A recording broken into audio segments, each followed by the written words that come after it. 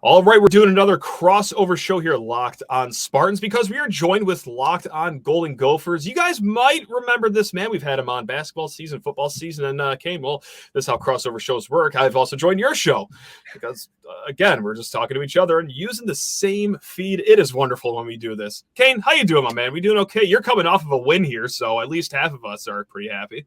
Well, if you ask the Iowa Hawkeye fans, it wasn't a win. It was a complete tank job and all that. So, I mean, it really depends who you're asking, but we're feeling good here in Minnesota. We're feeling great. We've got the pig back. Floyd is back where he belongs. So I'm rolling. I'm ready for hopefully this to continue. But, you know, it's been an up and down season completely with this team. So it's hard to say what to expect this weekend.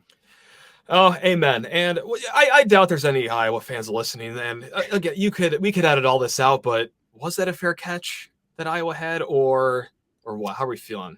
I mean, it was deemed an invalid fair catch signal. So, I mean, I don't even know if we're actually calling it a fair catch to be safe. Okay. But what I will say is that regardless, if you go back, now the Big Ten has come out and said if you look at the beginning of the punt, there was a different illegal action by Iowa that would have been a flag. So there's all sorts of things that could have been called on that one play. So let's just move on. The game's over and we got the dub. I'll take it. PJ is now 1-7. I love it. There we go. I also, like, if your offense just looks that horrible routinely, even in your home stadium, like, just patently you deserve to lose. I'm sorry. That's very unfair to Iowa fans, but, like, look, you should not be rewarded over and over again for looking that horrible offensively. So it's good to see that they took a loss there. Again, I don't hate Iowa necessarily, but yeah, it's justifiable to not win every single game. But I digress. We're going to talk about this upcoming game. You can tell that we are thrilled about it here, but just how has it been going for you guys? Like, what are this is such a stupid question, but like, what are the vibes like over at Minnesota right now? Did you guys get momentum? Are you guys all smiles from here on out, or is there still some things you're like, it's not all that great? I think that question is very on the spot. That's the question everybody has. People are very excited about the Iowa win because it hasn't happened in so long, but there's still that longing feeling of, we already dropped a game that could be the difference maker for the whole season in Northwestern, having let them come back 21 points in the fourth quarter. And now that could be a deciding factor for the West when it comes down to tiebreakers. Even if Minnesota gets it done against Michigan State or Illinois and all these other schools, that one can come back to bite you. So I feel like the vibes are really neutral right now. People are still mad and people are still happy about the Iowa game. So we're going to just put it right in the middle for now. No, that's beyond fair enough here, but at least you guys are somewhere in the middle because you talk about ups and downs with your season. It's been a small up. You know, we beat Central, we beat Richmond. That's right. Suck at Spiders. And then, oh my God, then that story about Mel Tucker comes out at midnight right after the Richmond game. And oh boy, it's been, I wouldn't even call it a spiral because like those take a while to go down. It's just been a drive off of a cliff here. Rough stuff there for sure. But I feel like there's still some hope, right? There's still some young players on this team that are showing flashes. That's one question I kind of have for you heading into not just this week, but for Michigan State fans for the rest of the season. What is the outlook? What is the hope? Is it more seeing flashes of players and hoping they stay? Or I guess what is the fan base feeling for Michigan State right now? That has to be it. And whether it's by way of transfer portal, like we just lost a really good defensive tackle in Simeon Barrow this week, or on offensive lineman, Keyshawn Blackstock. Now, he hasn't played the last few weeks, but it has just been announced that he is entering the transfer portal. And just injuries as well. There have been a lot of opportunities for some young guys, and it has been kind of crazy because, look, passionate Spartans, we know a lot of the players on this roster. There have been times in the last few weeks where a guy takes the field and it's like, who is that? So we are really getting to see a lot of guys that really wouldn't have this experience and just exposure to the field get some action here. So you hear it all the time from the coaches too, like this team hasn't quit on the field. Now there have been rumblings amongst the fan base of like, I don't know if the guys are really buying in anymore. And honestly, like Kane, could you even blame them for kind of checking out here this season? Like it has been horrible in the last 5 games here. And so I could see how, you know, some players might not be all the way bought in.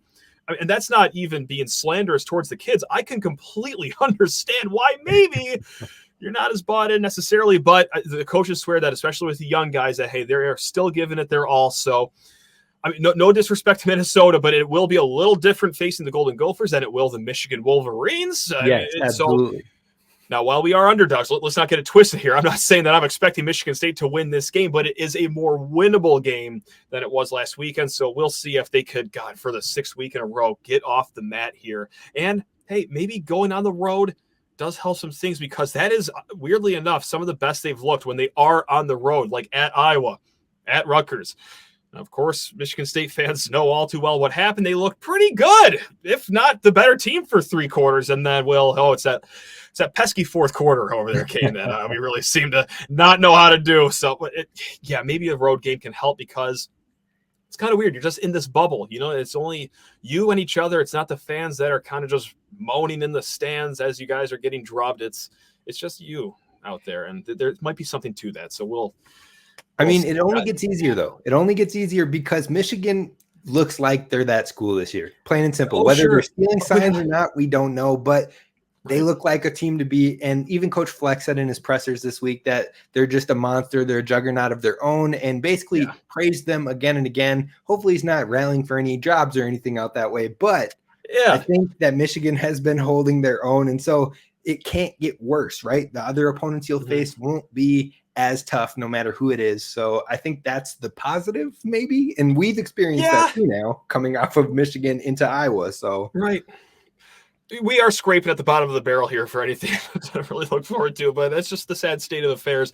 I do want to keep it on PJ Fleck, though, because he's been there longer than I think any of us realize. People not rooting for the Gophers, because for me it seems like, he's been there like 3 or 4 years. Like, no, it's been a lot longer than that. How is this still a happy marriage over there in Minnesota, or have there been like grumblings amongst the fan base, like, I don't know if PJ Fleck is the guy here, or if he jumps ship to another job, I don't even know if we would care. Like, what has that been like amongst the fan base? It's definitely been a little bit louder this year, I would say. Any negativity, especially after that Northwestern showing, and then that will do it.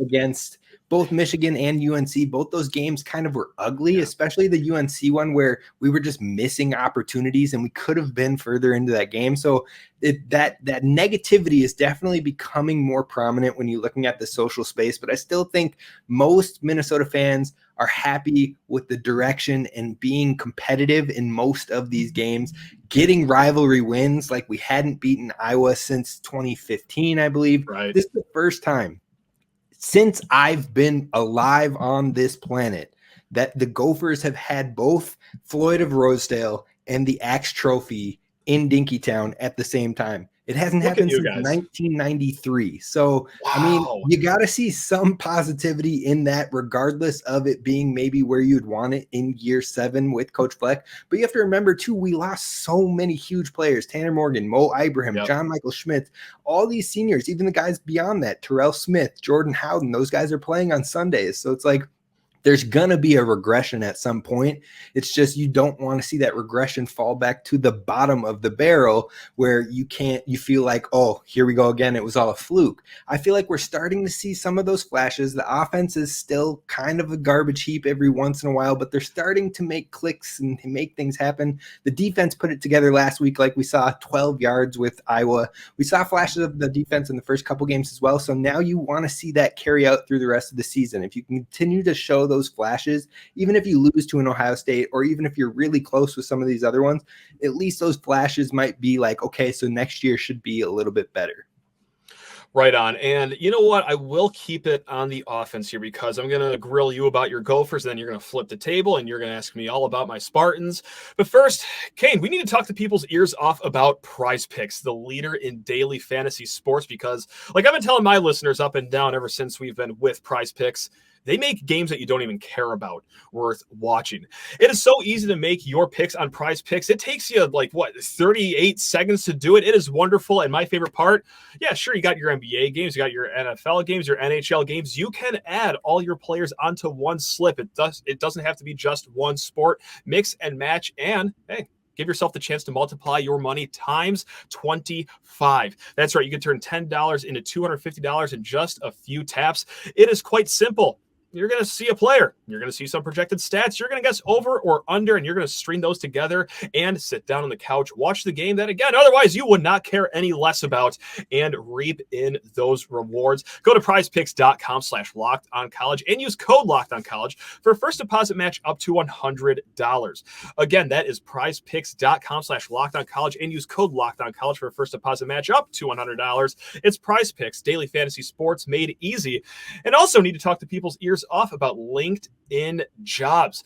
These days, every new potential hire can feel like a high-stakes wager for your small business, and you want to be 100% certain that you have access to the best qualified candidates available. That's why you got to go check out LinkedIn Jobs. LinkedIn Jobs helps you find the right people for your team faster, and my favorite part, Kane, for free. If it's free, it's for me. And also, well, it's so easy to add your job to LinkedIn that even a schmuck like me can do it with ease. So while you do so, add the purple hashtag hiring frame to your LinkedIn profile to spread the word that you are hiring. Simple tools like screening questions make it easy to focus on candidates with just the right skills and experience so that you can quickly prioritize who you want to interview and hire. LinkedIn Jobs helps you find the qualified candidates you want to talk to faster. So what are you waiting for out there? Post your job for free at linkedin.com/lockedoncollege. That's linkedin.com/lockedoncollege to post your job for free. Terms and conditions. You got that right, Buster. They apply. All right, let's keep with the offense here. And it is not lost with me, how ridiculous this question is going to sound because, hey, our offense isn't anything special over here in East Lansing. But, Kane, I do vividly remember watching the Minnesota-Nebraska game and thinking, oh, my God, this is terrible. Like this. What is it? Can this be defined as offense technically? That was very early in the season, though, Kane. Has it gotten any better? And if it has, how has it gotten any better? Again, I don't mean that disrespectfully because we got nothing to talk about over here that's too fancy over in East Lansing. But how has the offense been in Minnesota? I mean, it's a fair question. I can't take too much offense to it, but the offense has gotten a little better in some areas. I'm not going to brag about it. But we still have it better than Iowa. So I guess there's some measuring sticks to be in here. But overall, I think the biggest thing that has come to fruition since that Nebraska game is the revolution of Darius Taylor, who came in hot and heavy from games 2, 3, and 4. He absolutely was running wild. He had like 532 yards in 3 games and was leading the Big Ten in rushing yards through 3 games, basically through 4 games, but he only played 3, took 1 touch in the Nebraska game. Now, after that, he got injured at the end of that Northwestern game, and then he didn't play in Michigan. He comes back after the bye week versus Iowa, and now there's fears that maybe something could have been tweaked at the end of that game. He wasn't in it at the end when it came to some of those final possessions, and that was kind of a question. No one had seen anything, heard anything. We still haven't really gotten clarity on it, but hopefully he isn't injured because this running back room has just been getting absolutely torched when it comes to injuries. We found out before the Iowa game, we lost Bryce Williams for the season. So that was the veteran running back who had some experience in this specific offense. Then Zach Evans, the redshirt freshman who stepped up when Darius Taylor was down, goes down to injury in this Iowa game. And now we don't know about Darius Taylor. So what are we looking at? RB4 maybe against this Michigan State team? That is a worry as we head in. But I think that might present the opportunity to see if our quarterback, Ethan Kaliakmanis, can be the real deal. There's been strings of this season where he's putting it together. He's going 9 for 9. He's clicking. He's dropping off his back foot and getting it across the field, throwing dimes. And then there's other moments where he's just throwing the ball, dirt ball, 5 yards in front of him when it was an easy completion. So it's really been an up and down season with quarterback play. And if this Gopher team wants to still kind of put their name in that West conversation, they have to get the best of their young quarterback moving forward. I can't believe we found the one program that has worse running back injury luck than we do this season. I mean, that's remarkable that, hey, we found you guys. I do want to keep it with that quarterback here because, I think I maybe caught him on a really bad game against Nebraska because it looked like he was just skipping rocks out there. But there is reason to be confident with the Minnesota passing game. And if not just for the quarterback, like who are some of the big pass catchers too that we got to worry about? Yeah, I think the biggest thing is Daniel Jackson has been a world beater for the Minnesota offense when it comes to the receiving play. He's been showing up in nearly every game. I believe he's one of the I don't know where at in the Big Ten, but I think he's in the top 10 in receiving yards for the Big Ten right now. He's doing a lot. Last week, he had over 100 yards, and he was basically the offense for us when we couldn't get things going on the ground. He finds a way to get it done. His route running is pristine. Like, I absolutely love it. I asked him in the offseason, in the fall camp, who he really watches. I wasn't surprised to hear Cooper Kupp, Devontae Adams, Stephon Diggs are the guys he really tries to take and break down. And then you go and watch him route run and you're like, okay, I see it. I get that. Yeah. But beyond that, who knows what we've been touted all offseason as having so much depth in this wide receiver room. We brought in Elijah Spencer from Charlotte, who had 900 yards and 9 touchdowns last year. Hasn't had any opportunities. We have Brevin Spann-Ford, the tight end, who was an preseason All-American. Never really gets targeted and has had some drop issues this year. Chris Bell's been hurt all year, comes back and has played limited snaps, but we haven't seen anything. Corey Crooms had a game or two, but outside of Daniel Jackson, where are we going with the ball right now, especially if the running backs are injured? So I am a little bit more concerned with this matchup, especially for the Gophers offense, knowing the running backs are injured, knowing we haven't been passing well. And so it all comes down again to that young quarterback, and can he make it click more often? If he has those skipping moments like you were talking about, this could be a rough one for the Gophers. Yeah, and God, it almost makes you just want to send every penny to your name on the under 40.5, which is what it's at FanDuel right now. Hey, we'll see. Now, to switch it to the other side of the ball here, just 10 points given up against Iowa. Was that more so just Iowa being Iowa, or did you see something where it's like, okay, we're starting to turn a corner here on defense? The Gophers are starting to cook on that side of the ball. It's definitely a little bit of both. So it's Iowa being Iowa first and foremost. Like, the offense looked bad, but I was really impressed with how they slowed down that running game. I believe they had, even if you took away the sack yardage that happened on Deacon Hill, I think Iowa had 33 total rushing yards with that sack yardage gone. So the Gophers' rush defense has been doing really well. And even in the games they've struggled, they've limited a lot of running backs. Like, UNC was the number 9 rushing team in the country when we played them. And I believe until like the final minute in garbage time, they were at like 70 yards rushing overall. So they've done really well at stopping that run, but they've had some issues in the secondary since that UNC game where something has popped off on the film for these teams that they're finding openings and they are capitalizing. So the secondary has been an issue since that week 3 matchup. It seems like we've started to clean it up a little bit in this Iowa game, but I think that was more so because the pressure was getting home to Deacon Hill and causing errant passes. So that's my big question is it really the secondary cleaning things up, or does it rely on the pressure? If we can't get pressure like we saw against Michigan, we got absolutely routed. So we'll see what happens there. The defense has shown flashes, but there are still things to maybe be concerned about. And it wouldn't be a good Big Ten podcast without talking special teams. I mean, because, God, you think that played a role in your guys' win last week? Certainly did. How has it been for you guys? What's the kicking situation like, the punting situation? I mean, all things foot on ball.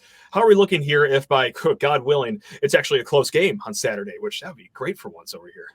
Honestly, outside of our actual place kicker, Dragan Kesich, who's kicking field goals like crazy, outside of him, it's been kind of rough for Minnesota when it comes to special teams. We haven't been able to really party. Awesome. Perfect.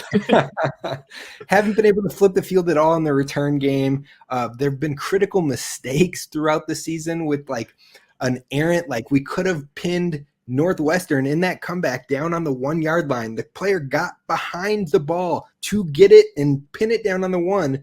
And they took a step backwards and went in the end zone and then caught the ball. And then all of a sudden, instead of driving the entire field to tie the game, they started from the 25 and they made it happen. So their special teams has been very rough. A lot of fans are calling into question why we haven't made a change with our special teams coach who has never shown real progress. Now, this kicker is the real deal. He can boot that bad boy from 55 yards, and I still feel comfortable with him out there. Okay. And even after he pushed one into the wind in this Iowa game where the winds were 25 miles per hour, knocked in his next 4 after that, this is probably the most comfortable I have felt with a kicker when it comes to field goals for this team. So hopefully they can start to clean other areas up, but the special teams has been no bueno.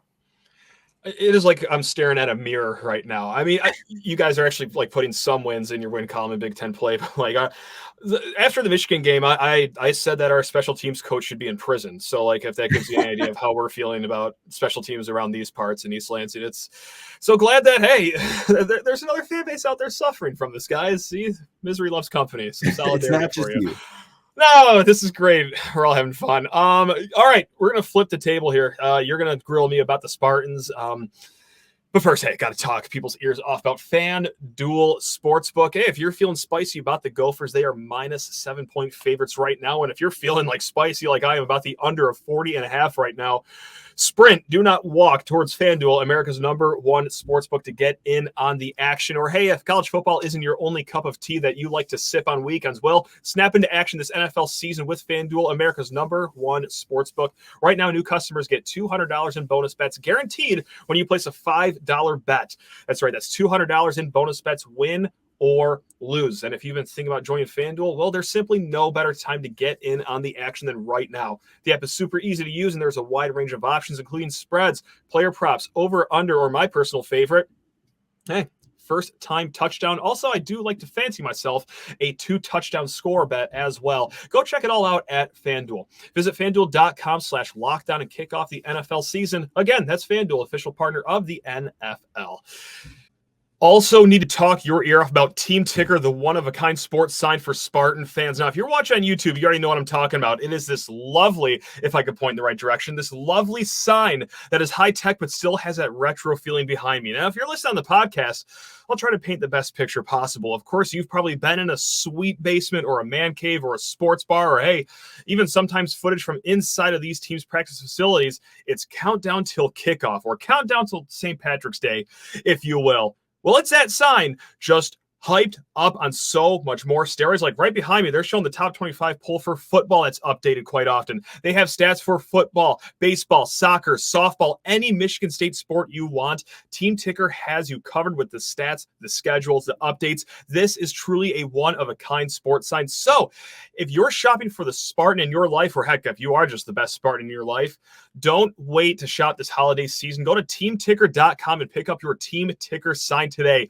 Again, Team Ticker is the one-of-a-kind sports sign, and from now until the end of October, if you go to teamticker.com and use promo code LOCKEDON, you'll receive $50 off of your Team Ticker purchase. Again, promo code LOCKEDON, all one word, at teamticker.com for $50 off your Team Ticker sign. All right, Kane. All right. What do you want to know about this team? I've got lots of questions. I'm not going to lie. I'm sure you do.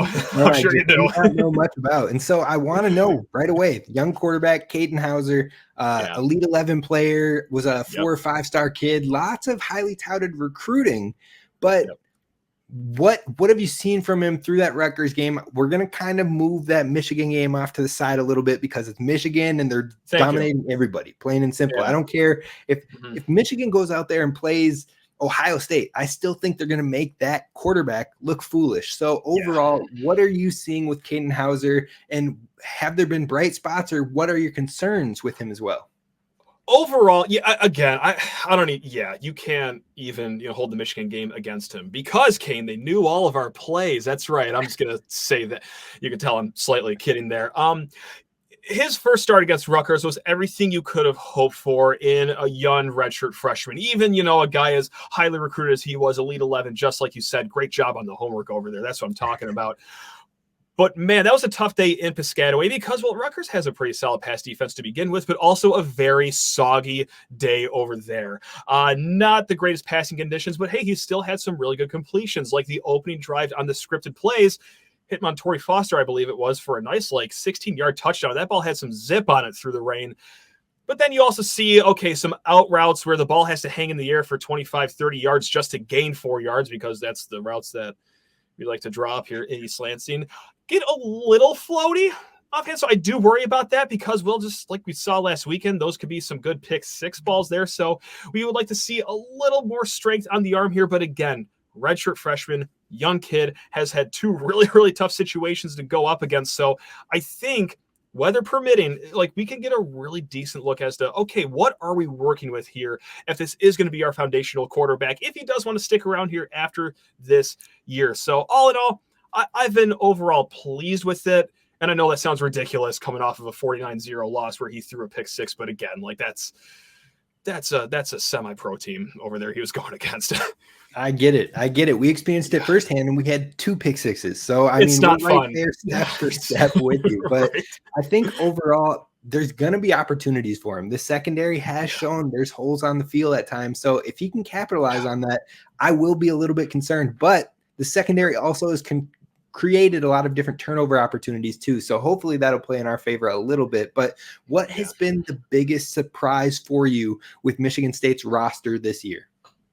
The biggest surprise for the roster is just, I mean, kind of, I hate to be negative Nancy once again, but like the trenches have been a little underwhelming, more so like the defensive side. I really thought this front seven was going to be a strength. And look, of course, there's the injuries. Like we lost our great, reigning 3-time Big Ten Defensive Player of the Week winner, Jacoby Windman. He bows out very early in the season with a pec injury. And okay, well, Darius Snow from last year, well, his leg nearly exploded last year. So we were lucky to even have him at 80% at some point this year. But we are running thin at the front seven. But let's be honest, even when it was all healthy and all good in the hood over here, like it's been a little underwhelming. Not much of a pass rush at all this season. So that's been a little bit of a shock. And also for the offensive line, it has been going up and down. They did show a glimmer of hope here for the running game. But like the run blocking, especially with the really veteran guys on this line, like you would have hoped it would have been a little better so far this season. And that Nathan Carter, a really good running back for us, transferred from UConn, who has been playing good, you would hope that he would get a little more help. So it has been just a little underwhelming in the trenches here, just as far as, what's the biggest surprise of the roster goes for. Gotcha. No, that makes sense. But I do have to ask, it was really curious to me how spread out the offense has been when it comes to passing. What stands out to you about Michigan State's pass catchers? It seems like they've really spread it around when it comes to target distribution. I think you have like 4 or 5 different pass catchers with over 200 yards. So how have you been seeing that pass catching game going? And are any of them like a true home run hitting threat, or is it really just kind of picking your opponents apart slowly and surely down the field? Yeah, it is that. It is by committee, and that's something that we expected going into this season because, well, hey, Jaden Reed was on the team last year. Okay, he goes to the second round of the Packers, and, well, hey, at least we got Keon Coleman, right? Until right before midnight of the transfer portal in the spring. So, okay, now we're replacing 2 NFL caliber receivers here. The only guy that we have returning that was a starter is Trey Mosley. And I love Trey Mosley, Mr. Reliable, I call him. He's great, but still there's a lot of catches to be had and a lot of young, unproven guys. So going into the season, it's like, okay, well, this is going to be by committee. Like we could see 8 guys on the field have equal snap counts at the end of the game here. And by late October, it doesn't really seem to have leveled itself out, which is fine because I don't know if there's a home run hitter. I don't know if anyone has established themselves as the alpha dog. They're having guys that have had great moments like Jerron Glover, young kid. He has had some really good flashes for Michigan State so far. Or Christian Fitzpatrick for the deep ball routes. Like, yeah, he's shown some really good moments there. However, it's like he's only really got that one route. And, well, Jerron Glover has to share the room with a lot of other people. And it has been very just hodgepodgey on the receiver core, but it'd be really silly of me to say like that's like the big problem here on offense because we got a lot of other issues to deal with here. For sure. No, that helps break it down for the Gophers fans listening, but I do need to know, flipping it to the defense, what are your expectations, especially being a better team when it comes to run defense? Now that Simeon Barrow has hit that portal, right, how big of an impact is that? And how are you expecting them to address that departure after you just said that the front seven has been kind of letting down at times? Yeah, that's a big departure there. There's no sugarcoating losing Simeon Barrow. Now, I know that he hasn't had like this outstanding year, or maybe the year that we all thought that he would have and hit his ceiling, but still at the end of the day, like just a decent Simeon Barrow is still a really good player. So that's going to be missed inside that front right there. And it's going to be interesting because Jordan Hall, true freshman linebacker, he looks all the part of a very promising, great Big Ten linebacker. But at the end of the day, it still is a true freshman. Like he has his work cut out for him. And his running mate is either Cal Halliday or Aaron Alexander, a guy that we really haven't seen a lot so far this year until last week against Michigan. And he comes on the field and you're looking at your program like, Alexander? Well, hold on, is that the UMass kid that we got in the transfer portal that I completely forgot? So it has been quite a patchwork thing we have going on for defense right now. So it's big, but the expectation still has to be stopping the run. I mean, because look, in order for Michigan State to win this game, our best shot is to make your quarterback throw. So it's way easier said than done. The valve does have to be shut off in the run game. I think it's very safe to say that, but a little bit of a challenge here as well. Well, those injuries might be music to your ears then, but it sounds like maybe one of those two Gophers backs will have some positive news, at least to maybe get some touches this weekend. We'll see how it goes, but PJ holds on to those injury secrets like it's his final breath, his dying words. Yep. So I don't think we're ever going to hear anything about that until 2 hours before game day. And we still won't hear anything about it. We'll just see a name on a list. But regardless of that, I got to know, what is your biggest concern with this Michigan State team halfway through the season, and what gives you hope in this specific game? It's so silly, and it's so far away from X's and O's or anything in the box score, but it's just mental fortitude. It's just the mentality of this team, because just like we talked about earlier this show, it's just human nature to, when you are in a string of just terrible luck or terrible performance or just things really not going your way for the better part of a month, for you to get a little down and for you to check out just a little bit here. Like, again, there have been fans saying like, oh, this team is quit. And I don't think I necessarily believe that 100%, but I do think like, well, sure. Like, how can you blame them? Like, their coach got fired in like the most circusy way 2 weeks into the season. And now here we are. We're blowing huge leads against Rutgers. We are blowing leads against Iowa. We're getting absolutely dummied against your rival in Michigan. It's like, Can you really get off the mat after weeks upon weeks of this happening? Like we talked about, hey, the young players are going to get opportunities, and maybe they get in there with just some great mental fortitude. But for the upperclassmen of this team, or the guys that have been around the block here and that are looking around at each other being like, what the hell are we doing, man? Like, I do wonder what kind of a Michigan State team we get this weekend, because, God, the last few games, I mean, going into the Rutgers game, it's like, oh boy, what kind of mental toughness do they have? And I hate to say mental toughness like that. That's such like a BS way of looking at it, because all these kids are tough just for sticking around and even strapping up the helmet to go on Saturday. But that's how a lot of people are looking at it. It's like, oh, do they have the mental toughness for this game? Like, we'll see. So I know it's so silly, and that's such like a corner of the sports bar like opinion to make, but like that's truly where I'm at right now. Is like, will they be focused and dialed in for this game? I don't know, and I don't blame them if they're not, quite frankly.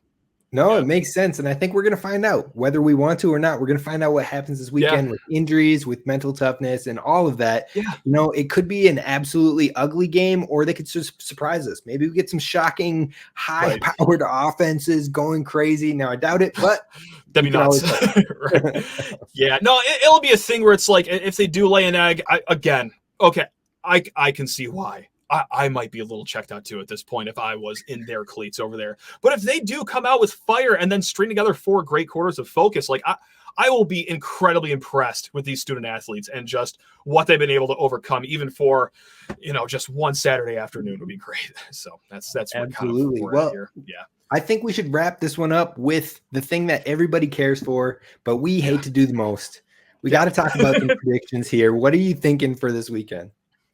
Nasty score. Give me Minnesota 18, Michigan State 13. Like, just some number you would never expect to see. So 18-13 Minnesota, unfortunately. You'd actually be shocked to know I'm very close to that same score, except for I put 20-13 in favor of Minnesota. But I think it is going to be an ugly one. I think it's going to be maybe something you want to take an afternoon nap for. You wake up and it's probably the same score. So we'll see what happens with it all. But I appreciate you taking the time for us to do this crossover. I always look forward to it. I'm sure we'll talk when basketball happens, and you'll be talking good, and I will be hopefully just not talking about the worst team in the Big Ten, but we'll find out soon. I appreciate you taking the time to have me on and us to do this crossover. You're the man, Kane. Yeah, this basketball season, hopefully I can show all your listeners, and hey, maybe even some of mine, that no, I'm not this much of a Debbie Downer all the time. Like, when there's happy things to talk about, boy howdy, don't get it twisted. We do talk about it here. It's just those days don't come around that easily on this side of the woods here. But hey, Kane, all you Gophers fans out there, all you State fans out there, hope you enjoy a great rest of your week. Love you all. Row the boat and go green.